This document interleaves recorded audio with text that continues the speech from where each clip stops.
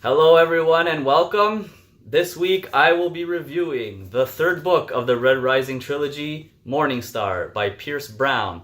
Released February 9th, 2016, and it has 518 pages.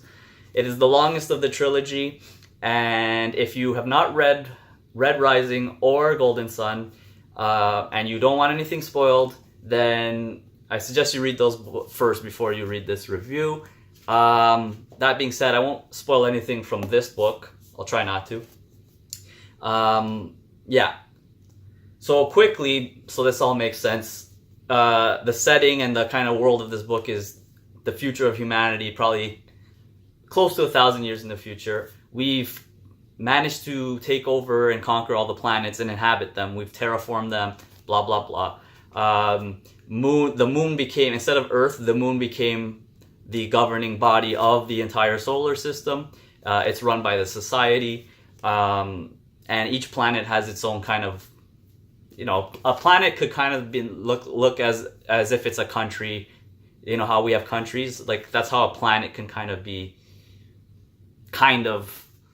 in this kind of thing. So Mars is where most of the main characters are from, and the people, humans, are divided into a hierarchy. So gold is the highest, and they're like kind of like the guides, the shepherds of humanity. They're the most perfect, etc. And then red, being the lowest, is like the slaves, the laborers. They're not educated, and this is all determined through, I don't know how initially it was determined, but like you're kind of bred into that.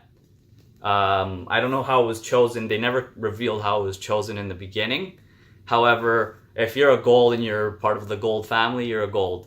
And then the golds kind of manipulate the other colors to just master and specialize within their color, because each color's role serves humanity in a different way.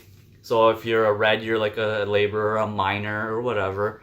An obsidian is like they're bred to be big and bulky, and they're more of like a warrior. I don't want to say race. They're still humans. They're more of the warrior class. Then there's like the policing. The grays are the police / like infantry, military, etc. And the list goes on. Silver's like more of like your entrepreneurs and the money and the economy. And copper is more politicians and lawyers, etc. I'm not going to go into all of them. And I've already done that like 3 times now with the videos. So it continues, this book continues right at the end of Golden Sun. Not right at the end, but like months have passed. Golden Sun had a very twisted, dark ending. Darrow, who is the main character, was a red who is covering himself up as a gold. He had his body altered and genetically altered, and everything to fit into the gold. He infiltrated their hierarchy. He raised his status through apprenticing with the governor, and so on and so forth. But then he's discovered and then captured. A lot of people are killed because there's a lot of infighting within the golds. I mentioned in the last video that the Golden Sun book, which was my favorite, was very reminiscent of Game of Thrones, but like Game of Thrones light. It was a lot of infighting within the big families of the golden hierarchy, and they're trying to vie for power and take over Mars. So now this book starts, and there's no secret. Darrow is the Reaper of Mars. He is not actually a gold. He was born as a red, and he has started to take over and leading the rising, not really the red rising, because he's uniting all the colors. Even golds are on his side. Certain golds are on his side because they feel like the purpose of having the golds they've kind of strayed away from it, and they're just being power hungry. And now everyone wants to put a stop to that, because it's not what the intent of having the color hierarchy was for. Now it's all about power, so they're trying to shatter that. Common phrase that they use is break the chains, which was from the first book. And now he's uniting everything. He has to free the Obsidians that are still in their like delusional world. They're being manipulated. He needs a heavy cavalry force. There's a lot to this book, okay? And I don't want to spoil anything. There's a lot of twists and a lot more character growth. He has to work things out with certain characters. He has to accept who he is, and